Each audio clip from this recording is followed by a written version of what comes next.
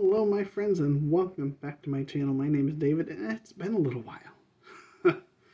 Life has gotten busy. I've been busy with other things. And yeah, time just gets away. And, there were plenty of evenings where I probably could have taken some time and made a video, and I chose to do some of the other things like reading. And I have no regrets about any of that. But I figured it was time to make up for that a little bit and do kind of a catch-up of some of the standouts of what I've read so far. And so this is going to cover February and the first half of March. I've only finished 2 things in the first half of March, so it's... So one of the first things I finished in February was my very first Greg Egan introduction here. This is the 4000 and the 800, or the 4000 and the 800, not and. It was really interesting. It's one that I think I'm going to have to read again in the future to really grapple with. But I did enjoy my first foray into Greg Egan's writing. So I'm eager to get into more of that. If you have any recommendations, feel free to hit me up. I have not touched this in a while, but I did finish book 5 in the Great Book of Amber. So it was The Courts of Chaos. And I absolutely loved it. It was my favorite of the 5 Amber books that I have read so far. Very, very satisfying conclusion to the first half, the first set of 5. And so my understanding is the next set of 5 is following his son, and so is a little bit different and not nearly as well regarded. But I am excited to get into those. I'm going to go quick here, because time is still at a premium. Save this for just a little bit longer. Well, no, we'll get into it now. So I have made a point at the beginning of this year that I was going to try to get through at least 10 nonfiction books. So in the month of January, I did finish one, which was Medieval Iceland by Jesse Byock. In February, I finished Chaucer and His Contemporaries. So these are essays on medieval literature and thoughts, which is really enjoyable. Most of them were good and interesting. It had one in here, I think by C.S. Lewis. Yeah, so Imagination and Thought in the Middle Ages by C.S. Lewis, which was good. It had one in here, The Pastons and Chaucer by Virginia Woolf. That's what I thought was in here, was Woolf. I enjoyed it. It's a nice little reference to have, which went well with my other February nonfiction read that I did, which was The Life and Times of Chaucer by John Gardner, which was a pretty good biography. I'm not much for nonfiction or for biography reading, but I enjoyed it. This one came with a Steve Donahue recommendation, so yeah, definitely would agree that this is one I would recommend. And then this month, the only book that I finished so far, I read 1066, The Year of the Conquest by David Howarth, which is a very, very thin volume here, about 200 pages, and really, really enjoyable. This is exactly my kind of book. This is another one that Steve Donahue has mentioned several different times on his channel as a strong recommendation for some of his starter kits. And I would agree. This is a really, really good one. So, a couple of graphic novels here in a minute. But one of the other things I finished, so what I'm going to hold up is not what I finished, but it is representative of what I have finished. See, I forgot to bring my Kindle down with me, and even then, I did an audiobook of it. But Terry Goodkind is an author that I read a ton in my mid to late teenage years, into my early 20s. I read and reread this Sword of Truth series so many times, to the point where a new book was coming out along the way. I think I started right around book 5 or 6 when those were first out. So every time a new book came out, as you do at that age when you have a whole bunch of extra time, I reread the entire series up to that point. And so I've read especially the first 4 books, which are all fantastic. This is book 4 here, Temple of the Wind. I reread all of them so many times, but it had been well over a decade since I last revisited Terry Goodkind. And so I had an Audible credit. I picked up Wizard's First Rule, and I gave it a listen. It's a book that I've read at least 10 times. So I didn't feel like I was losing anything by going into hearing a narrator read it to me. And it felt wonderful. It was a very enjoyable experience.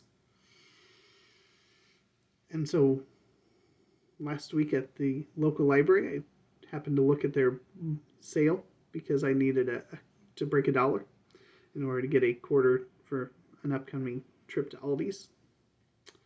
And I saw 2 of these Terry Goodkind books on the shelf. And they were buy one, get one free. And they were at a quarter. So I got 2 of them for a quarter. So I got books 3 and 4. So Blood of Fold and Temple of the Wind. So I need to get Stone of Tears in order to continue my reading of Terry Goodkind. But I plan to probably work my way through at least the first 11 books slowly, which makes up the main series before he started adding a whole bunch of spin-offs. And this series was one of the series that I talked a lot with Pax Panic about because she loved the series too. And so I had always told her that someday we needed to do a read-along through the Sword of Truth series. And so I was glad to get into Wizard's First Rule. And in honor of our departed friend Pax.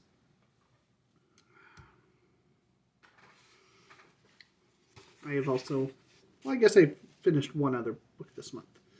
I'm working my way through 3 Two-Door Sigh by Gordon Dixon.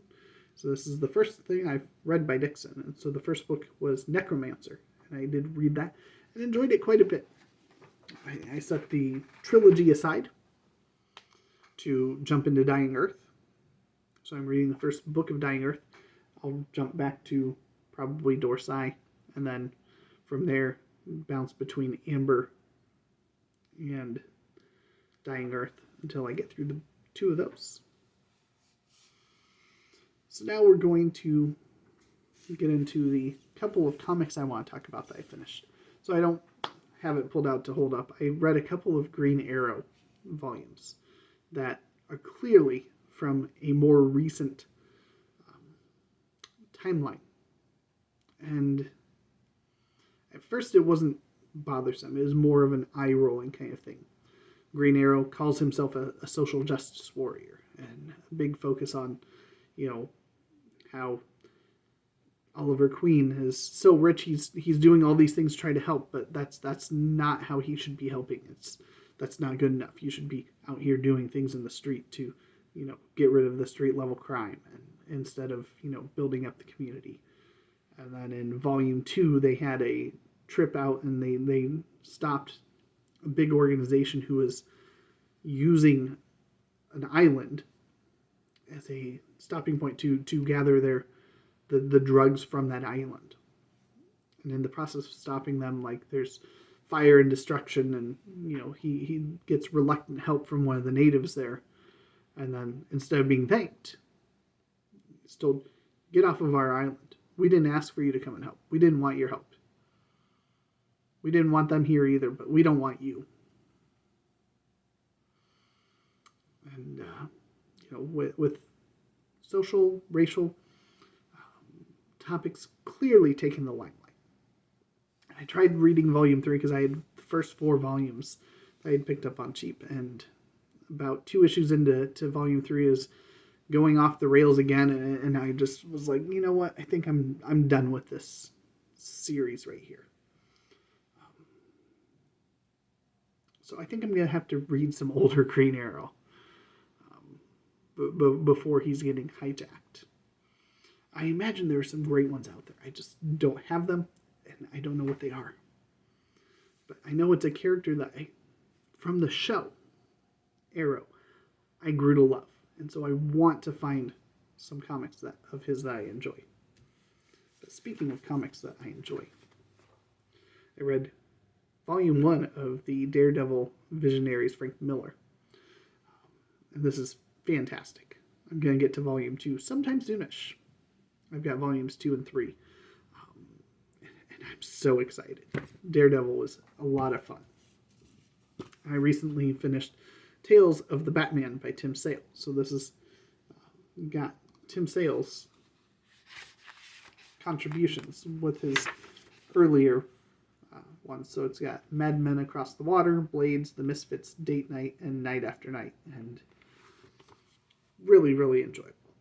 Some really cool and interesting stories in here. Like it's just got great artwork. Blades in particular was really interesting because it's got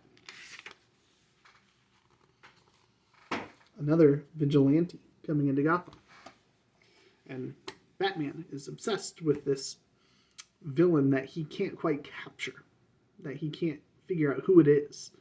And so he's sidetracked, he's distracted. And so as crime is creeping in, this other vigilante who is a dashing chevalier with a sword and a mask and becomes kind of like this new hero in Gotham.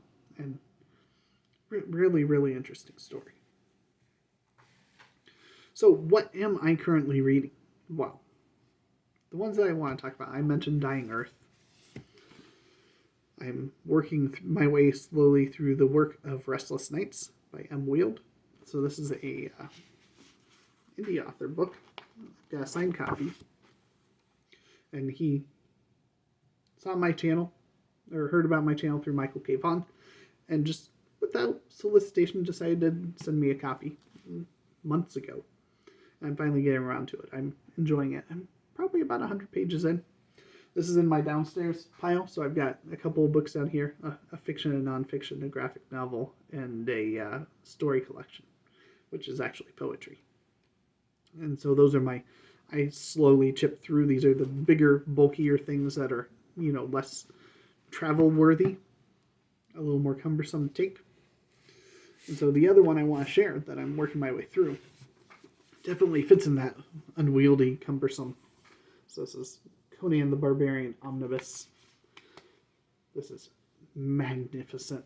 I'm enjoying it tremendously. I've got a ton of Conan still to go. And what? I don't even know that it's got page numbers in there. It's a pain in the ass to read. I sit in my reading chair, I've got it on my lap, and and I can read an issue, maybe two, before I have to set it aside and move on to something else. But by Crom, it is so good. So good. So there you have it. That's kind of my update. I've obviously read other things. I'm still reading other things I haven't talked about, my upstairs ones. I'm working my way through War and Peace in the audiobook. I have that. So this is my first time going through War and Peace. I'm in the middle of book 2 right now of that. And I'm enjoying it a fair amount. It hasn't really picked up a whole lot yet. But it's long and it's Russian literature. And so it's kind of, you kind of expect a slower burn going through. But the payoff I know is going to be worth it because I hear nothing but good things about it. So anyway, I've gone on probably longer than I'd wanted to, but that's the way it goes, and that's why it's been just a challenge to get something up and made. And so leave a comment down below. Say hi. Let me know that you're still watching, that you're still here. I would love to chat with you, catch up, watch a couple more videos, and I will catch you later.